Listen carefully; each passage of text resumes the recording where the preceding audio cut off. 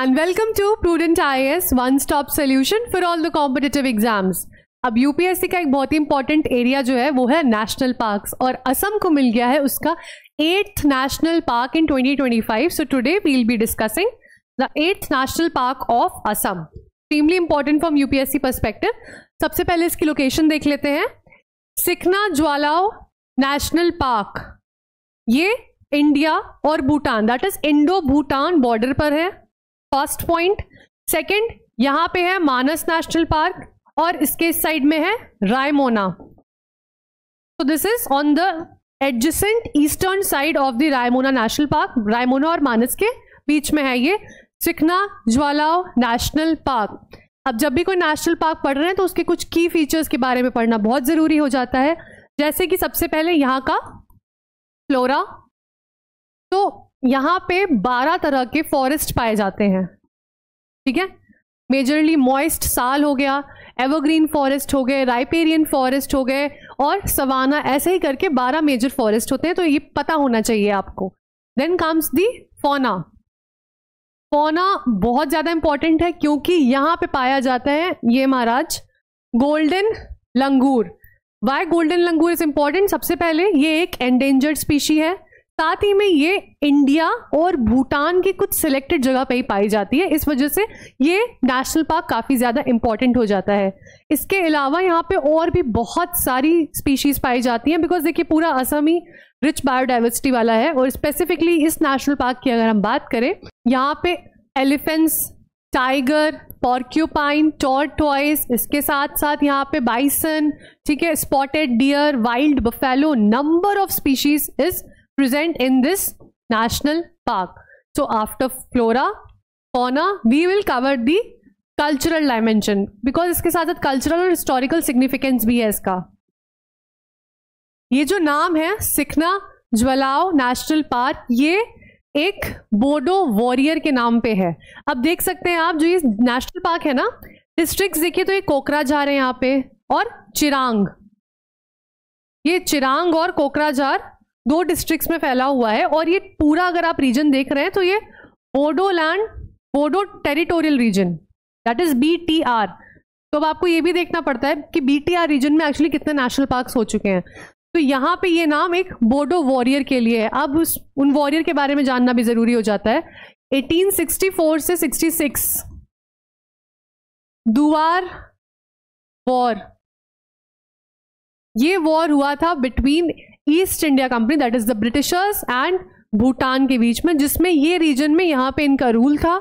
इनकी कैपिटल थी यहाँ पे एक जगह है उल्टा पानी, जो अब रिजर्व है। इन्होंने उस टाइम पे यहाँ से ब्रिटिशर्स के खिलाफ वॉर लड़ा था, इसीलिए वहाँ पे ये लेजेंडरी हीरो है, एक रेवर्ड बोडो वॉरियर है। अब ये उल्टा पानी भी क्यों इंपॉर्टेंट है? यहाँ तो अब टूरिस्ट स्पॉट ही बन जाता है, क्योंकि यहाँ पे जो रिवर है वो वेस्ट टू ईस्ट फ्लो करती है। ये कुछ चीजें हैं जो आपको नोट डाउन करनी है whenever you are studying about a specific national park. Cultural historical significance के बाद यहाँ पे जाएंगे हम इकोलॉजिकल सिग्निफिकेंस इसकी क्या है,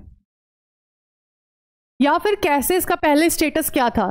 तो देखिए 2003 में जो माइक साइट आया था, MIKE is monitoring of the illegal killing of elephants. तो एक एलिफेंट कॉरिडोर बनाया गया था जिसके अंडर ये आता था, तो ये ऑलरेडी एक रिजर्व था। अब इसको अपग्रेड करके हमने नेशनल पार्क का स्टेटस दे दिया गया है। ये जो माइक प्रोजेक्ट है या जो एलिफेंट्स है, ये भी बहुत इंपॉर्टेंट है। ये एलिफेंट कॉरिडोर भी इंपॉर्टेंट है इनफैक्ट, बिकॉज रिसेंटली देखा जा रहा है वहां पे एलिफेंट और ह्यूमन में बहुत ज्यादा कॉन्फ्लिक्ट्स बढ़ चुके हैं और काफी केसेस हो रहे हैं, जिस वजह से ये पूरा डायमेंशन इंपॉर्टेंट हो जाता है from UPSC perspective. So always try to cover the flora, fauna, cultural historical dimension, the ecological dimensions and everything possible from this national park। अब इसमें एक जो चीज एक्सरसाइज आपको करनी है, जिसमें से मैं एक रिवर बता दे रही हूँ, सरल भांगा। उसके साथ साथ आपको देखना है इसमें और कौन कौन सी मेजर रिवर्स हैं। नेक्स्ट, असम में ऑलरेडी 7 नेशनल पार्क्स थे, अगर हम उनको देखें तो ये रहा रायमोना। अब रायमोना और मानस, ये चिरांग दिख रहे हैं ना, यहीं पे ये हमारा 8th नेशनल पार्क आया है सिखना। ओरांग, नामेरी, काजीरंगा जो कि लार्जेस्ट नेशनल पार्क है, Dibru, Saikhowa, Dehing, Patkai. So 7 were already there and this is the latest and 8th edition to the national park in Assam. Very important for UPSC. And golden langur और इंडेंजर्ड स्पीशीज तो आपको IUCN status सारे cover करने ही होते हैं. Let's quickly move to the question of the day. With reference to the recently notified Sikna Jwalao National Park, consider the following statements. It is located within the Manas Biosphere Reserve in the state of Assam. It provides habitat connectivity for species like the golden langur and one-horned rhinoceros. It is Assam's first national park to be carved out from a community forest area. It shares a trans-boundary landscape with Bhutan. So again, मेरा M हमेशा MCQs को बनाते हुए यही होता है कि एक या दो क्वेश्चंस ऐसे हो जो हम डिस्कशन किया उस पे बेस्ड हो, बट एटलीस्ट कोई ना कोई एक नया डायमेंशन हो जिससे आप थोड़ा सा ब्रेनस्टॉर्मिंग करें, कुछ नए फैक्ट्स को पता लगाएं. बिकॉज जो पढ़ा होता है उससे डायरेक्टली यूपीएससी नहीं पूछता है, कुछ ना कुछ एडिशन आता है. So here comes the role of your elimination techniques, your guess work, your brainstorming, and likewise you will have to answer this question and let me know in the comment section below. The options available are, and of course the statements which is correct is asked. Option A 1 and 2 only, option B 1, 2 and 4 only, option C 1 and 3 only, option D 2, 3 and 4 only. इसका screenshot ले लीजिए, इन MCQs के through पूरा thorough coverage मिल जाता है. So that's it for today. We'll be back with another interesting video. Thanks for watching.